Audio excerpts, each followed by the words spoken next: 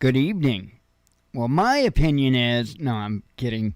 Uh, that's like most every YouTube channel right now. Um, I, uh, man, I'll tell you, this is and I have to laugh at it. It's no laughing matter, and I'm talking about the ordeal with the Supreme Court. Because I think that it's going to cause some major problems within this country.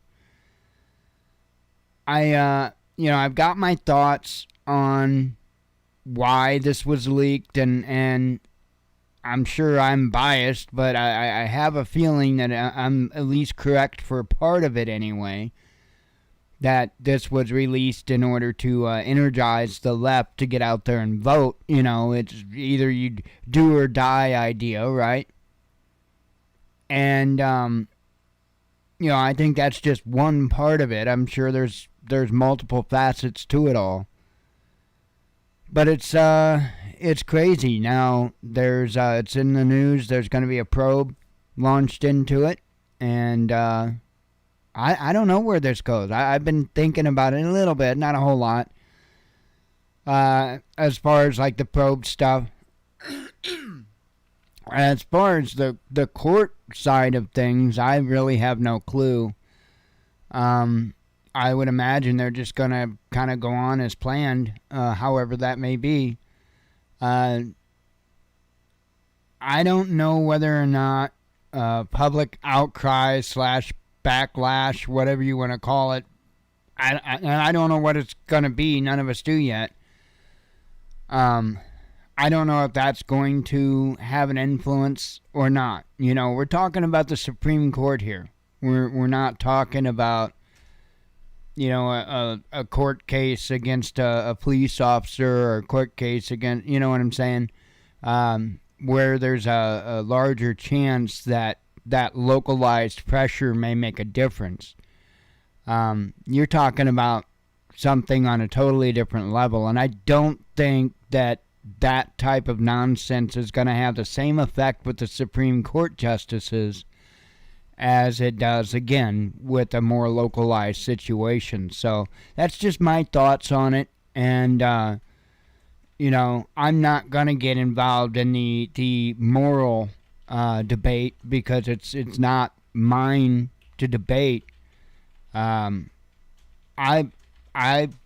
believe in the Father, and I believe what He has to say about things, and that's that. But is it my job to hover over the world and tell them what they can or can't do? No. Father didn't put me on that. Now, I don't, I've got my personal thoughts, but it is what it is. Again, unless I am myself personally in that situation in one form or another, I surely don't have a damn word to I don't have any weight in it. I don't have a dog in the fight. Now, if I were in a relationship and the woman got pregnant and wanted to go get an abortion, that's a tough call. Because, again, in any normal case, I wouldn't have, and no pun intended, any skin in the game, right? But in that particular instance, I think that needs to be something that needs to be taken in consideration. Look, here's the thing. If we're going to say that, the man's going to be responsible if she has the child, then shouldn't the man have some type of say if she wants to kill the child? I'm not in that boat, but these are questions that I ask myself and I ask of you, because these are moral things, and the only one that knows the right answer for you is you. But for me, and again, a male without a dog in the fight, a whole different story. But anyway, I don't know. I for moral reasons, I feel it's important that people understand my stance for my own moral reasons. I don't want to make a decision for anyone else. But anyway, as far as, where this is going to lead, I don't know. I don't, Tim Pool has talked about it in depth today, and he is pretty confident that this could cause civil war. I don't know. And for some reason, this whole ordeal isn't ringing the Civil War bells to me. And maybe I'm just not seeing it. Maybe that's me, and it could be. Tim's good. And Tim's a very smart man. And if he picks up on stuff like that, then there's something to consider. There's a lot of things that I have seen Tim become aware of that I had become aware of much prior to when he did. And I'll tell you what, as far as that learning curve, I talk about learning curves because I watched him evolve. And he went through that learning curve quick. And I mean real quick. So anyway, he's doing a bang-up job. He's, like I say, he's pretty confident that this could be a cause for civil war. I don't know. I know it's crazy. A lot of craziness right now. And I don't know, maybe, I'm trying to think of many different directions on this as I can. Of course, I'm sure they're using this as distraction. I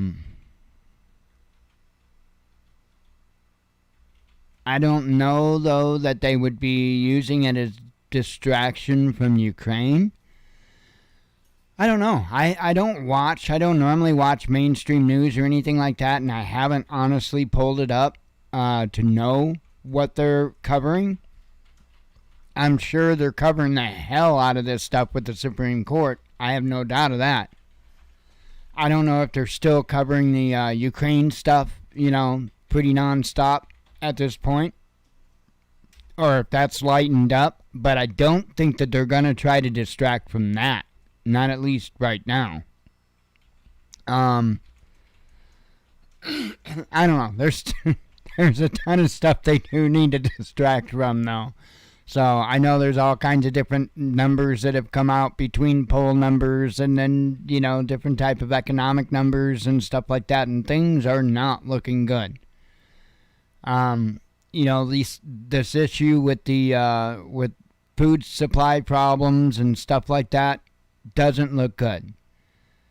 And somebody, who was it? Economic Ninja or somebody made a video, and I watched it earlier today, and it basically was letting people know that, they put out their warnings, they let everybody know, and now, and I expect this too, now they're not going to say a word. And so there seems to be a lot of concern with around a 6-month mark from now. I don't know, I think there's a lot of different reasons, but I don't know any just to throw out at you right away. But from my understanding, a lot of people are concerned about the 6-month or so mark from now. So I would agree that they're probably going to be mum about food shortages and stuff like that. Now, I think you're still going to continue to see inflation continue to rise across the board. I really think you're going to continue to see that. And I do think that you're going to continue to see shortages on a slow-growing scale. Okay? But then I think there's going to be a point, and it might be that 6-month point or so, that we're really going to start seeing bare shells. It's literally going to be, you're going to have to, and I hope it don't get this way, but I have a feeling it's going to get to a point where you're literally just going to have to go to the store and see what they have and then pick out what you can for your meals. I hope it doesn't reach that point. But, man, I'll tell you what. I've been reading a lot of articles and a lot of different places. You know, I read a lot more than just RT. When it comes to putting the stuff out, the news out and stuff like that, and when I go over it, it's easier if I just, for the most part, use one source, okay? And as long as they've got accurate information, that's all I care about. I don't care who the hell that source is. Well, I'm sorry, but the best one that I've found for that is RT. It is what it is. But now I'll tell you, there is so much. And then this stuff with Russia is not, and I don't expect it to let up. It seems like tensions are definitely rising, especially between Russia and is it the EU or the UK or both of them? Hell, I don't. It's kind of surreal as we watch this, because I mean, it's just relations have just completely disintegrated, and it's almost like we're watching now with an attitude of it's not a matter of if, it's a matter of when. And, man, it's kind of crazy. There's a lot of talk about, what, May 9th, is it? I think, which is some type of big day in Russia. Yeah, I should know. I should remember what it is. But anyway, I think it's like their type of victory day or whatnot. And I think it's the 9th. So there's been a lot of talk about that, whether or not he'll try to, make a real big push or use some type of tactical nuclear weapon, either at some point before or on that particular day. I don't know. I don't know how much stock to hold. And again, I've said it several times now that I'm not even gonna try to guess what's in his head, because I would have never thought that he would have gone as far as what he did. So, there's that. Now, there's some interesting stuff that I do have open in tabs here. I guess we can kind of motivate on over that direction, because even the Pope had something to say, and we're going to talk about that. But let's watch me drink a little bit of coffee real quick, because I don't have any commercial breaks to do it in. And I don't want to try to hum at the same time I'm drinking coffee, because I won't be pretty.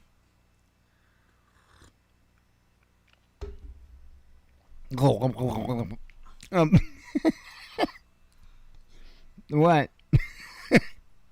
Okay, I'll quit. 2. I'm 2. I keep telling you I am 2. It's a hell of a lot better than the reality that I'm going to be 50 this frickin' month. I'm 2. Leave me be at 2.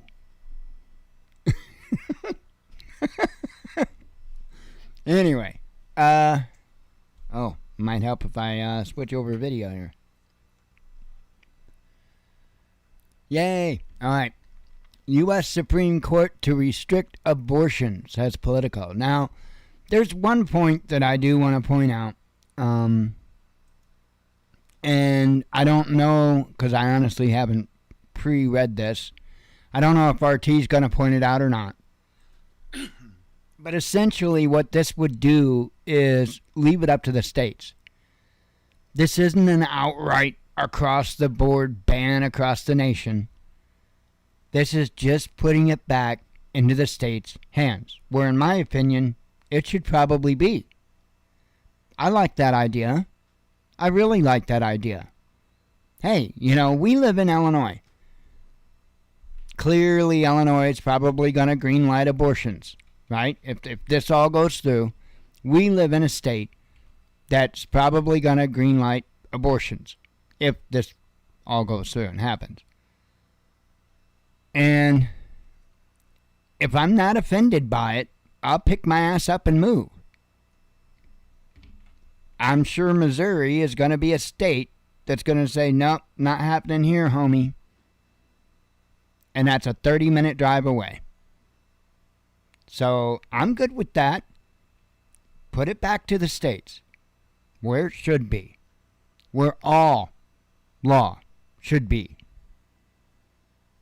You know, and it actually should be at the county, but I don't believe abortion, laws are something that need to be discussed at a county level. I think that should probably be at the state.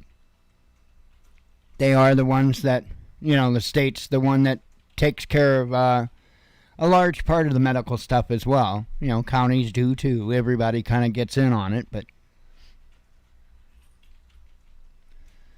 anyway, let's go ahead and read what they say here. Abortion rights in the U.S. could become severely curtailed, a Supreme Court document leaked to Politico has revealed, sending shockwaves around the country. According to a draft decision published in full by Politico on Monday evening, the highest legal authority in the U.S. has voted to overturn the landmark Roe v. Wade ruling on abortion. The 1973 ruling provided women with the absolute right to a termination in the first trimester of pregnancy and limited rights in the second. A 1992 ruling, Planned Parenthood v. Casey, upheld the judgment. Now a majority of the Supreme Court appears to be leaning towards overturning both decisions and handing back the issue of abortion to the people's elected representatives. So it does come right out and say it. Thank you, RT. Roe was egregiously wrong from the start. Its reasoning was exceptionally weak, and the decision has had damaging consequences, and far from bringing about a national settlement of the abortion issue, Roe and Casey have inflamed debate and deepened division, Justice Samuel Alito wrote in a draft majority opinion. The Supreme Court had set its sights on Roe v. Wade because it's related to a case the judge heard last year. According to a political source familiar with the court's deliberations, 5 Republican-appointed justices voted to overturn Roe v. Wade, and 3 Democratic-appointed judges are working on the dissent. How Chief Justice John Roberts will ultimately vote and whether he will join an already written opinion or draft his own is unclear, the outlet writes. Overturning Roe v. Wade will immediately allow 22 states where all the necessary judicial preparations have already been made to outlaw abortion after a few weeks of pregnancy. However, in the past, if judges have often changed their votes in the process of deliberation, the court is expected to publish its final decision in late June or early July. So, anyway, I'm not going to read the rest of it. You know that. So, I wanted to lay out what you've already heard a million times. Hang on, I got to have some coffee.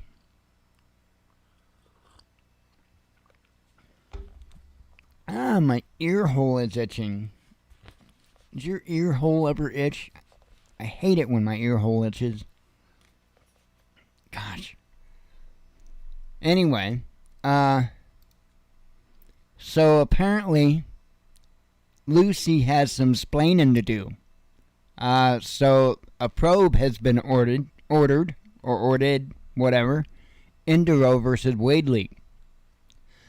And this is the part that I personally find interesting because I'm like, holy cow.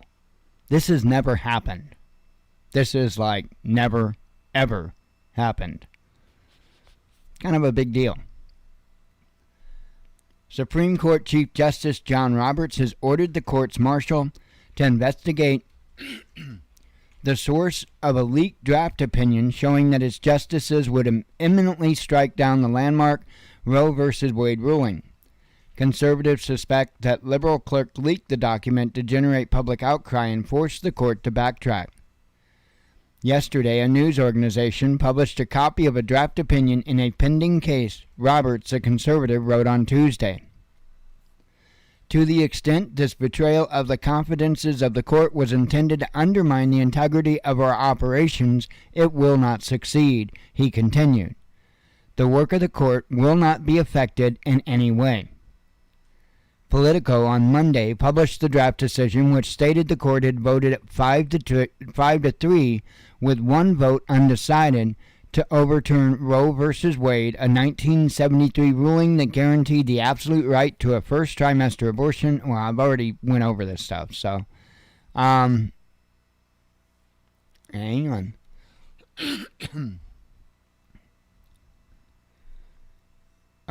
Okay.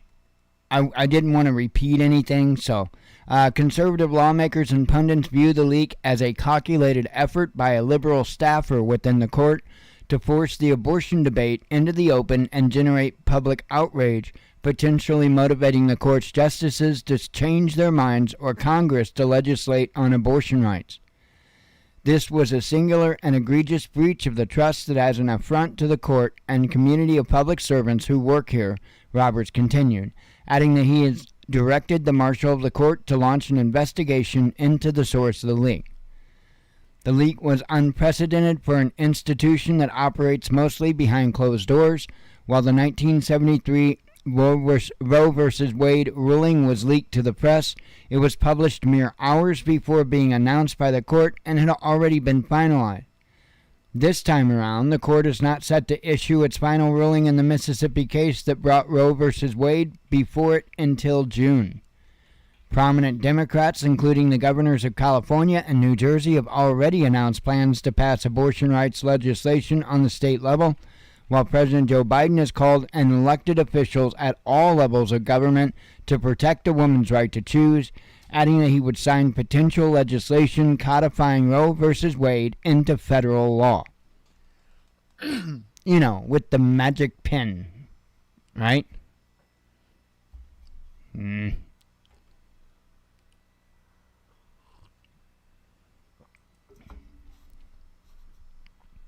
have to be nice. Be nice, Mike.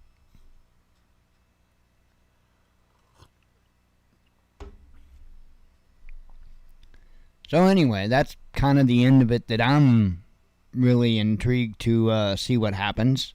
So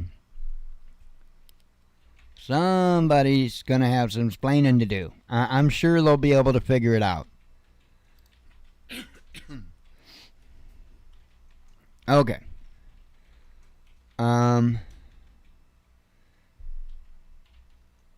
This was something that I said right off the bat, if folks recall, when stories started going around about the ghost of Kiev, and I started to hear about this insane, just unbelievable abilities from this pilot. I'm like, you know, some stuff is believable. This was not. So anyway, as you see, it says Ukraine's military admits the Ghost of Kiev was a hoax. Says the fabled Ghost of Kiev fighter ace, alleged to have shot down scores of Russian aircraft over Ukraine, is nothing more than a legend, Ukraine's Air Force admitted in a statement, pouring cold water on the story even after media outlets insisted they had identified the fictional pilot. The clarification came just one day after the Times of London claimed to have identified the ghost as Major Stepan Tarabalka, citing unnamed Ukrainian sources. While the outlet reported that he died in combat last month, the military had already acknowledged the major's death in a public statement on March 23rd, saying nothing of the extraordinary feats attributed to the Ghost of Kiev. The Ukrainian government itself helped to give credibility to the mythical fighter pilot, sharing a tweet in February boasting that the ghost dominates the skies over our capital and country and has already become a nightmare for invading Russian aircraft. A video accompanying the post stated the pilot had shot down 10 planes, 6 of them within the first 30 hours of Moscow's military operation, it added. However, the pilot's identity is still unknown. So, it just, like I say. Yeah. So, anyway, like I said, I knew that was just propaganda. They do that all the time, and it's real obvious, especially, like I say, when war drums are beating and stuff like that. They do that kind of propaganda all the time. In all directions, too. So we haven't seen any chemical attacks yet, but we may. The white helmets have been kind of hanging out, so there is that. So I thought this was an interesting headline. Americans quit their jobs at a record pace. I thought, whoa, because I kind of, to be honest, I thought we'd at least plateaued on that, on people quitting jobs and whatnot. I figured we probably at least plateaued on it, Apparently not. Says here, Americans are walking off their jobs in record numbers, in many cases choosing to quit rather than return to the office as employers end remote work policies offered during the COVID-19 pandemic. That's what they're claiming it is. An all-time high of 4.54 million people quit their jobs in March, edging out a record that was set last November and rising 23% from a year earlier, according to a U.S. Labor Department report released on Tuesday. The number of job openings also set a new high at 11.5 million as employers struggled to fill vacant positions amid surging labor costs. March's report marks the latest installment in pandemic-era wave of labor tumult known as Great Resignation. To put the figures in perspective, prior to April 2021, there had never been a month in which even as many as 4 million Americans quit their jobs. That level has now been breached for 10 straight months, and March's total was equivalent to about 3% of the entire U.S. workforce. March's total was equivalent to 3% of the entire U.S. workforce. Holy cow. Employers have been desperate to fill open positions, offering higher wages, signing bonuses, and generous benefit packages to attract workers. With Americans increasingly prioritizing time away from work, some companies have tried to compete by offering more days off. One New York technology company reportedly went as far as to give its new hires a 2-week paid vacation before they even start work. Hell, that works. Businesses also are increasingly reluctant to fire workers given the difficulties in replacing them. For each person who was fired or laid off in March, 3 more quit their jobs. Discharges and layoffs were down 7.1% from a year earlier. So, and I'll go ahead and read this one because this is kind of an important article. While much of the concern over the U.S. labor shortage is focused on entry-level positions such as fast food and retail jobs, white-collar workers are quitting in increasing numbers. For instance, 809,000 Americans working in professional and business services left their jobs voluntarily in March, up 28% from a year earlier. Only segments of that saw quit rates below 1.5% of their workforces were in the public sector, led by the federal government at 0.8%. Julia Pollack, chief economist at online employment marketplace ZipRecruiter, wow, I can't speak anymore, said the Great Resignation has been exacerbated in recent months. I'm telling you, I can't talk. By employers requiring workers to return to the workplace after letting them work remotely. At the height of the pandemic, a survey by the firm found that 14% of the people who started a new position in the past 6 months gained the opportunity to work from home through their job move. Federal Reserve Bank Chairman Jerome Powell has called the U.S. job market instability, unsustainably hot. Sorry. I couldn't hardly read that with it being italics. Anyway, and a key driver behind inflation rising to 40-year high. Despite the overhead labor market, the number of U.S. jobs remains more than 1 million below pre-pandemic levels. So I'm telling you, that is, I'm just asking the question, how are they going to live? I mean, maybe there's that many jobs too, so a lot of these people are getting a job that will fulfill their needs. I don't know. Interesting stuff, though.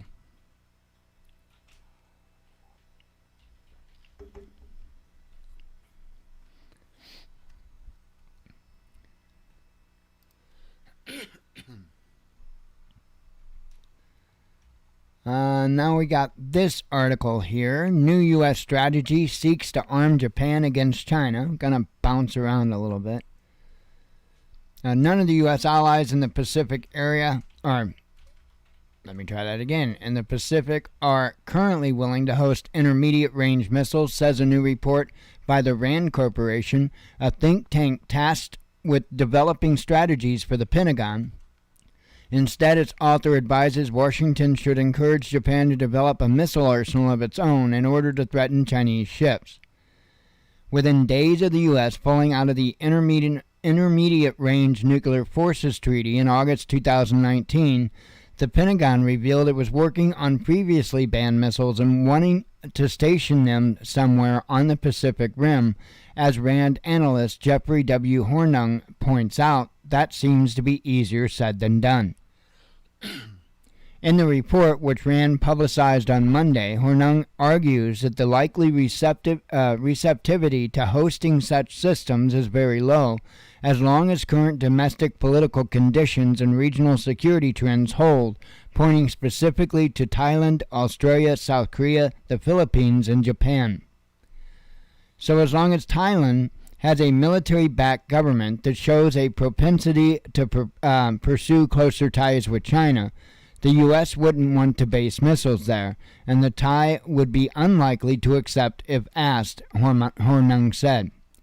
The Philippines are also extremely unlikely to accept U.S. missiles, even though the Philippine public and elites generally support the United States and the alliance. President Rodrigo Duterte has pursued policies that negatively affect ties, Hornung wrote. According to the report, the government of South Korea also has ties to China and is susceptible to Chinese pressure, with Seoul highly unlikely to consent to hosting U.S. missiles amid a general deterioration of U.S.-ROC relations. While Australia seems like a good candidate, especially after the 2021 AUKUS submarine pact and other developments, Canberra is known for historical reluctance to host permanent foreign bases. Australia is also just too far from China for the ground-based intermediate-range missile systems to be effective. Even Japan, which is willing to bolster its own defense capabilities vis-a-vis China, whatever the hell that means, is reluctant to accept any increase in the U.S. military presence or deploying weapons that are explicitly offensive in nature, the report notes. Any U.S. strategy that relies on an ally permanently hosting GBIRMs would face serious risk of failure due to an inability to find a willing partner, Hornung writes. So, anyway, yeah, I don't know that you're going to see us putting nukes. Maybe Australia and maybe South Korea. I don't know, because I think they've got a new president, and I don't know how that's going to shake out. But I will say this. Little Rocket Man has been spouting off. So I think the likelihood of South Korea working with the United States would probably be a little more likely right now than most times. So I don't know. Just my thoughts. Maybe not. There's a whole lot that I don't know. So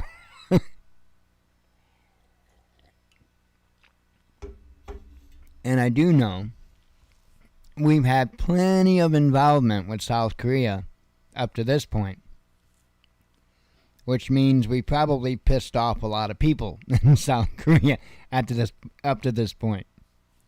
So, and there's been back and forth rocky relations because of that. Anyway, moving on. Thought this was insane. Let's see. Are the rest dealing with the rest have to do with Russia. Russia. Pentagon and American firms involved in Ukrainian military biolab, says Russia's top investigator. This here says that, and again, this is Russia's top investigator, so I'm just reading what he has to say, what he thinks. The head of Russia's investigative committee, Alexander Bastrykin, has told RT that his team is making progress in a criminal probe to Ukraine's alleged Pentagon-funded bioweapons program. The analysis of the obtained documents allowed us to clearly identify the people involved in the military biological activities in Ukraine, including representatives of the U.S. Department of Defense and American companies with ties to it, Bastrykin said. He added that the U.S. had spent more than $224 million on biological programs in Ukraine since 2005. The investigator added that the foreign aid was used to equip and upgrade around 30 research centers governed by Ukraine's defense, health, and agricultural ministries. The results of said research had been evacuated to Kiev-controlled territory before the start of Russia's special military operation, Bastrykin said, adding that his agency would continue to study the documents on the matter. In March, Moscow claimed that it had found evidence that the U.S. had been funding biological weapons research in Ukraine. Washington and Kiev denied this claim and accused Russia of waging a disinformation campaign. Senior U.S. diplomat Victoria Nuland said at the time that Washington was working with Ukraine to prevent research materials from falling into the hands of Russian troops. Chinese Foreign Ministry spokesman Zhao Lijian, meanwhile, urged the U.S. to give a full account of its biological military activities at home and abroad and subject itself to multilateral verification. Russia attacked the neighboring state in late February following the Ukraine's failure to implement the terms of the Minsk agreements, first signed in 2014, and Moscow's eventual recognition of the Donbas republics of Donetsk and Lugansk. The German and French brokered protocols were designed to give the breakaway region special status within the Ukrainian state. I don't know why I read all that, because, again, that's going into all the damn backstory that you've known for a long damn time. So, anyway, sorry. But the Pope on a rope has spoke. So, hey.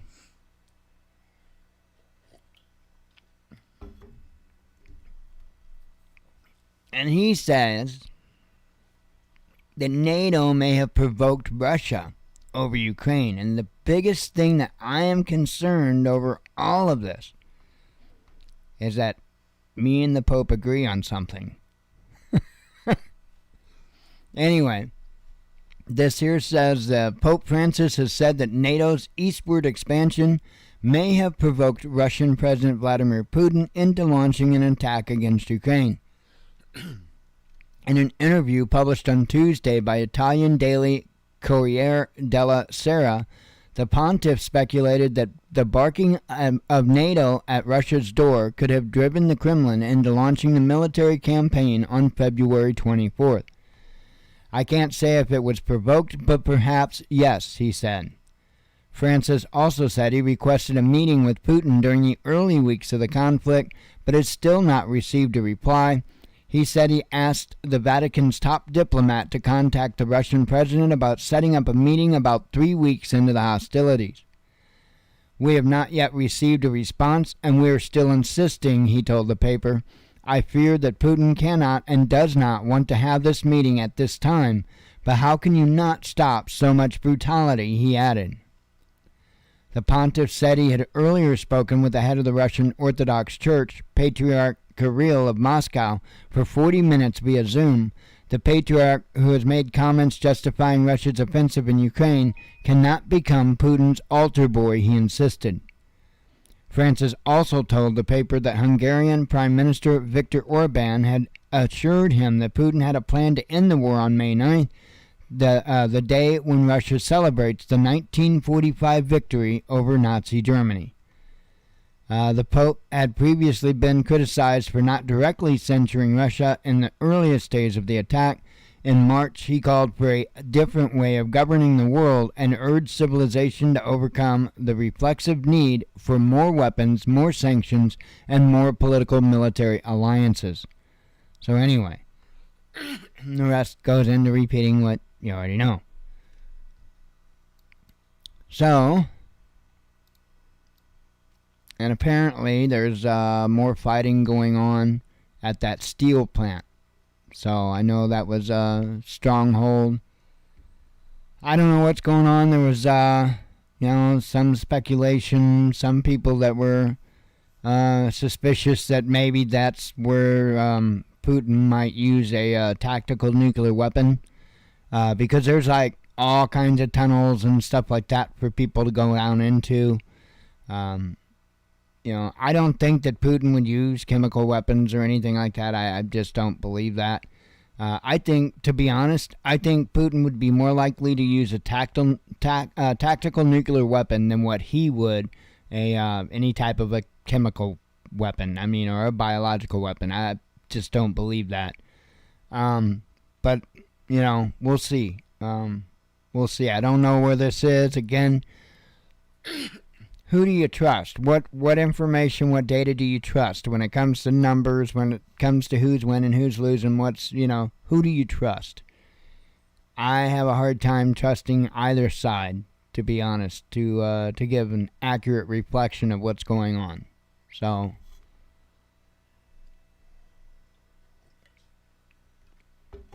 you know the saying, first casualty of war is the truth. So anyways, you see the headline there. Fighting resumes at Azovstal. I can't say that. I don't know how you would say that. Azovstal. I don't know. Anyway, the fighting has resumed there. It's a good thing that I'm not there like directing people, because I'd be like, damn, dude, it's some steel plant that way. Anyway. It says here, fighting is resumed at that plant in the Ukrainian city of Mariupol. I can't even say that damn place right? Several media outlets reported on Tuesday with footage circulating on social media featuring plumes of smoke billowing from the steelworks. The escalation appears to put an end to the evacuation ceasefire declared earlier by Russian forces. Sorry, I just kind of looked up and just saw you asked a question. Sorry, I don't look up more often.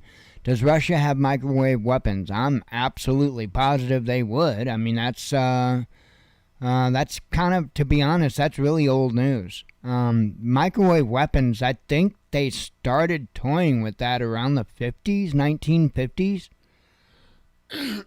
And, I want to say in the 80s is when it became a portable issue.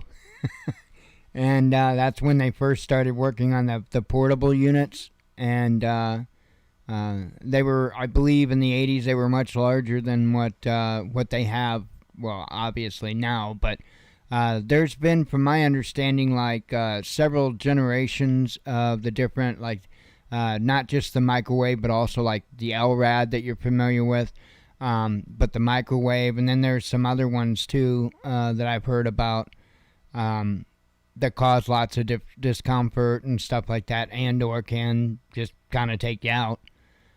So I don't know.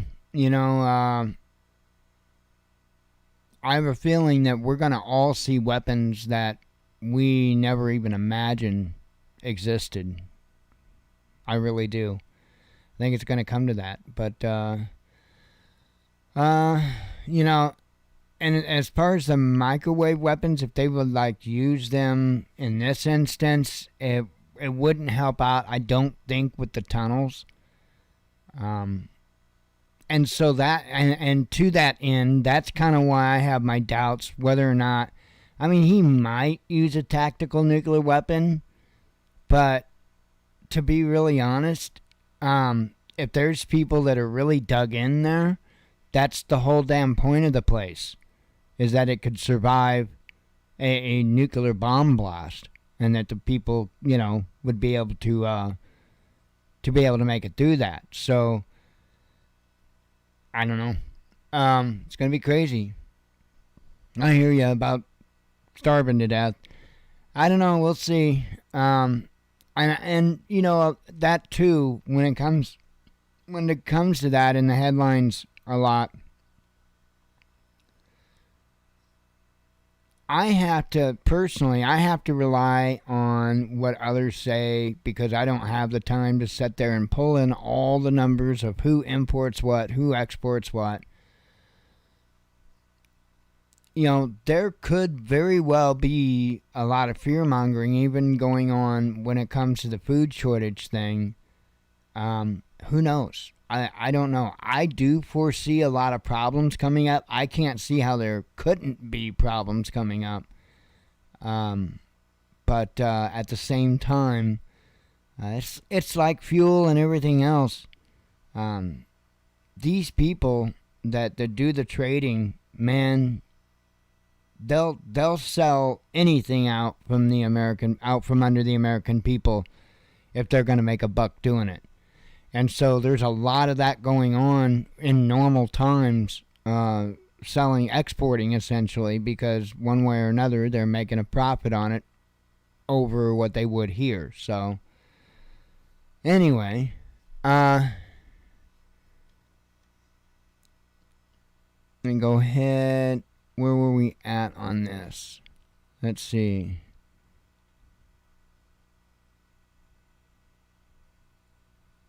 Okay, I'll just start here because I don't know where we were. It says the Donetsk People's Republic accused the Ukrainian military and members of the neo-Nazi Azov regiment holed up at the industrial facility of taking advantage of the evacuation ceasefire and using the lull in the fighting to change positions.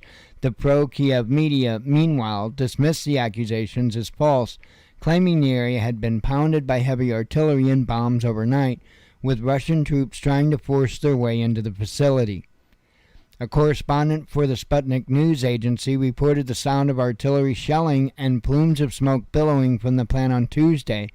Video captured by RT crew on the ground corroborates these reports.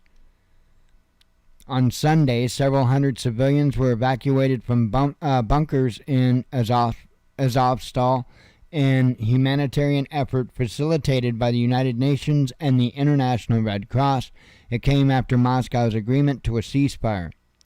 Russian forces say they have the entire port city of Mariupol under their control except for the Azovstal plant, where Ukrainian troops have been besieged for over a month. The Soviet-era plant has an extensive network of fortified bunkers and tunnels which were designed to withstand potential Western strikes during the Cold War. On April 21st, this is going to just go back into stuff that's already gone on. But anyway, and you may see him use a tactical nuke there.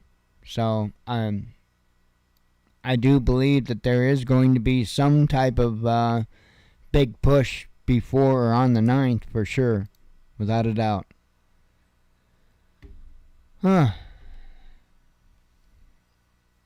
Let's see. Let me have another sip of coffee here.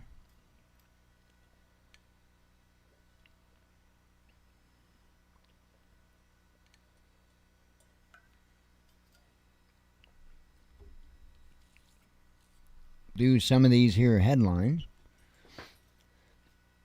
It wasn't too terribly bad with headlines today, as far as the number of them. Let's see. I have a couple of bait. I know, you're like, come on, damn it, shut up.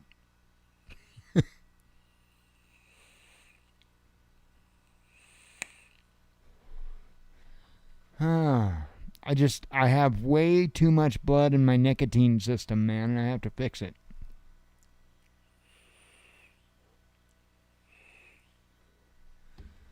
Alright. Starting off all of these that I put out this morning.